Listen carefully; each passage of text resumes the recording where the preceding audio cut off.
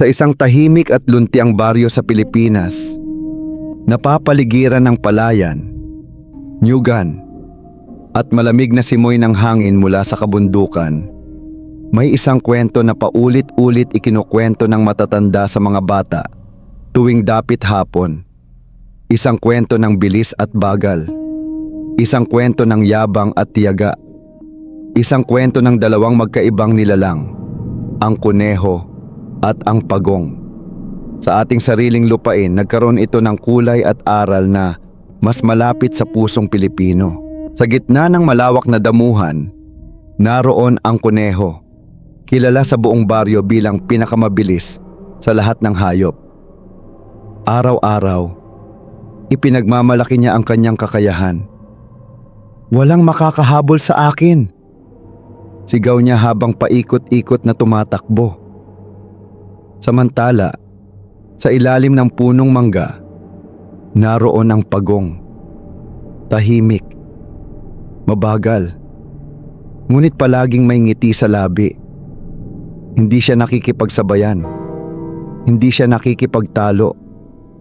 Ngunit isang araw, sumobra ang pangungutya ng kuneho. Hindi na nakatiis ang pagong.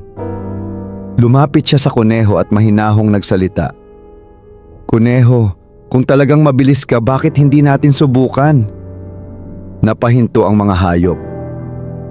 "Ano? Karera?" tanong ng matching. "Oo," sagot ng pagong. Mula sa punong ito hanggang sa kabilang dulo ng sapa, naghalakhaka ng kuneho. "Hindi ka man lang makakarating sa kalahati." Ngunit pumayag siya, hindi para patunayan ang sarili, kundi para ipahiya ang pagong. "Handa, set, takbo!" Sa isang iglap, parang hangin na naglaho ang kuneho. Ang kanyang mga paa ay parang kidlat sa bilis. Ang pagong, isa-isang hakbang. Hindi siya nagmamadali. Hindi siya lumilingon.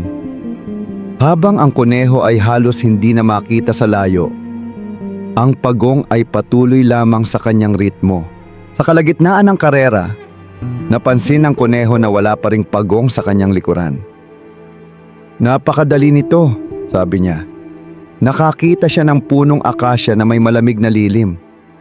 "Magpapahinga muna ako." Humiga siya, unti-unting pumikit. Samantala, ang pagong ay hindi tumitigil. Hakbang, hinga, hakbang, hinga. Lumipas ang oras. Nagising ang kuneho. Bigla siyang napabangon. Ang pagong. Tumakbo siya ng buong bilis. Ngunit sa kanyang pagkabigla, malapit na sa finish line ang pagong. Ang mga hayop ay sumisigaw at nagpapalakpakan. Isang huling hakbang at tumawid ang pagong sa dulo ng sapa. Tahimik ang paligid. Lumapit ang kuneho sa pagong.